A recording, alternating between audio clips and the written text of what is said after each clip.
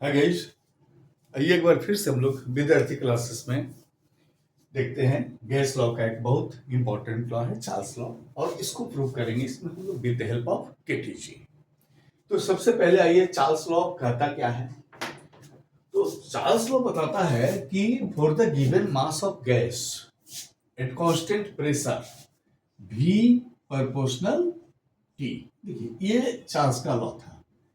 V और T एक दूसरे के प्रोपोर्शनल होते हैं। वॉल्यूम तभी बढ़ेगा जब टेम्परेचर बढ़ेगा, वॉल्यूम तभी घटेगा जब टेम्परेचर घटेगा।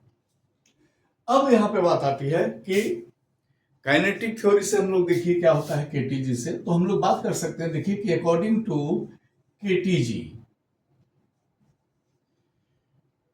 P equal to 1/3 mc²/v।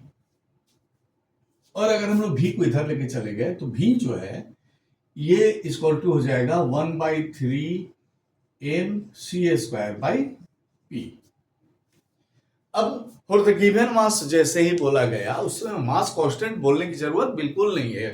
For the given mass का मतलब है कि मास को कांस्टेंट कर दिया गया तो m कांस्टेंट हो गया। और अगर प्रेशर को कांस्टेंट मान लेते हैं, क्योंकि हमको चार्ल्स लॉ में आना है, तो जैसे ही m और p कांस्टेंट हो जाएगा, ये तो 1/3 कांस्टेंट है ही, तो इस बार हो जाएगा V प्रोपोर्शनल c²।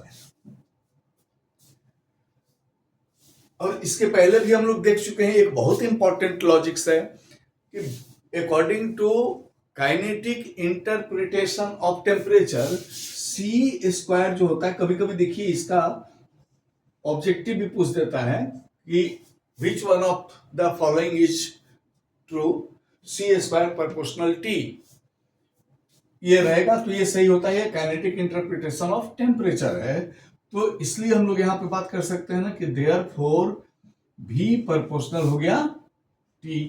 और जैसे हम लोग इसकी बात किए, that is the kinetic, that is the Charles law with the help of kinetic theory of gases. तो सपोर्ट कीजिए चैनल अगर अच्छा लगता है तब, और हम इसी तरह से आसान शब्दों में आपके 11 और 12 के एक एक टॉपिक्स को एक्सप्लेन करेंगे। Thank you.